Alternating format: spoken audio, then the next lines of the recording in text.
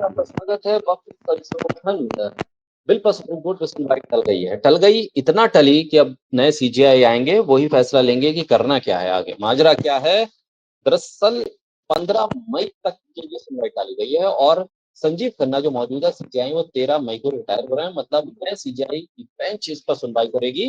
वक्त संशोधन अधिनियम की संवैधानिक वैधता को चुनौती देने वाली याचिकाओं पर फैसला अगले सीजेआई बी आर करेगी। मौजूदा सीजेआई खन्ना ने संजीव खन्ना ने अपने हाथ खींच लिए हैं, वापस ले लिए हैं, अपने हाथ वापस ले लिए, कह दिया कि बस भाई रिटायर हो जाने दीजिए, रिटायर हो जाएं। यही बहुत बड़ी उपलब्धि होगी।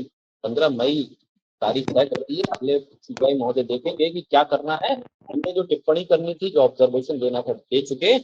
बाकी अब 13 तारीख को रिटायर हो जाएंगे और गवाही 14 तारीख को देश के अगले सीजीआई बनेंगे और वो 15 तारीख को इस पर क्या सुनवाई करते हैं उनके हवाले इस केस को कर दिया गया। सुप्रीम कोर्ट में सोमवार को वक्त संशोधन अधिनियम 2025 की संवैधानिक वैधता को चुनौती देने वाली याचिकाओं पर सुनवाई हुई और संजीव खन्ना की अध्यक्षता वाली 3 न्यायाधीशों की पीठ में जस्टिस संजय कुमार, जस्टिस के वी विश्वनाथन शामिल थे। इस मामले में इंटर्न आदेश पर विचार किया। हालांकि कोर्ट ने कोई अंतरिम आदेश नहीं दिया, बल्कि आदेश से खींच लिए।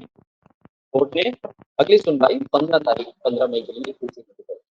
लाइव ब्यूरो की रिपोर्ट के मुताबिक संजीव खन्ना ने कहा कि हमने जवाबी हलफनामे पर बहुत गहराई से विचार नहीं किया। हाँ, जो पंजीकरण है इसके संबंध में कुछ बिंदु हैं, कुछ विवादित आंकड़े हैं, इसके पहलू पर चर्चा की है, लेकिन कोई स्पष्ट आदेश नहीं है।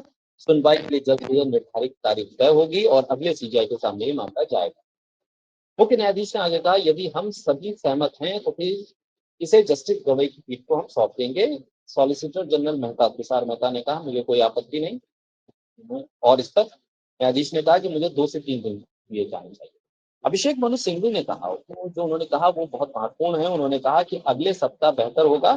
तो मुख्य न्यायाधीश ने कहा गुरुवार को जस्टिस गवई की पीठ के सामने ये मामला जाएगा। उसके बाद सिंघवी ने क्या कहा, जस्टिस ने हमसे छुटकारा पाने का तेज तरीका ढूंढ लिया, यानी कि वो इस सुनवाई से पीछे हट रहे हैं। क्यों हट रहे हैं, इसको पूरे की पूरी व्यवस्था में लोग समझ रहे हैं, जान रहे हैं। कोर्ट ने केंद्र की याचिकाओं पर प्रारंभिक जवाब दाखिल करने के लिए 7 दिन का समय दिया था। 25 अप्रैल को 1335 पेज का हलफनामा दायर हुआ। सुनवाई के दौरान कोर्ट ने 3 प्रमुख बातों पर चिंता जाहिर की थी। ऐतिहासिक मस्जिदें, 13वीं और 14वीं सदी की जो मस्जिदें बिना दस्तावेज के वक्फ बाय यूजर के तहत हैं, जिसे डी नोटिफाई करने से संवैधानिक संकट पैदा हो जाता।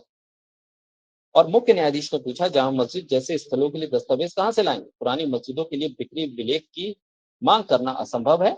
और साथ ही किसी हिंदू धार्मिक ट्रस्ट में मुसलमान को क्या शामिल आप कर पाएंगे? क्योंकि मुस्लिम वक्त में अगर नॉन मुस्लिम को आप शामिल कर रहे हैं तो फिर ऐसा क्यों नहीं कर सकते? ये एक बड़ा महत्वपूर्ण सवाल उन्होंने उठाया। इस पर वरिष्ठ पत्रकार मुकेश कुमार लिखते हैं कि चीफ जस्टिस संजीव खन्ना वक्फ कानून की सुनवाई नहीं करेंगे। आज से इस मामले की सुनवाई होनी थी, मगर ऐसा लगता है कि खन्ना साहब ने अपने हाथ पीछे खींच लिए हैं। 15 तारीख तय की गई है, 13 को वो रिटायर हो जाएंगे। जस्टिस गवाई इस पे सुनवाई करेंगे। सवाल बनता है कि आखिर जस्टिस खन्ना इस केस से क्यों हटे और इस केस का अब होगा क्या? कहाँ जाएगा ये केस, किस तरफ जाएगा? जस्टिस गवाई क्या कुछ फैसला करेंगे?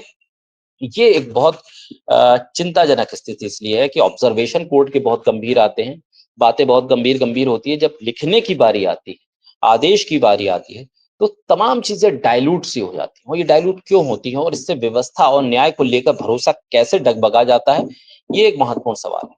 सुनवाई हो सकती थी, कोई अंतरिम आदेश आ सकता था, लेकिन उससे भी पीछे हटने की कोशिश की गई। क्यों हटे, ये एक बड़ा सवाल है। अब अगले चीफ जस्टिस क्या सुनवाई करते हैं, नए सिरे से होती है, किस तरह से होती है, उस पर नजर रहेगी। और देखना महत्वपूर्ण होगा कि इस मामले में कानून कहां तक जाता है और अदालतें क्या फैसला सुनाती है।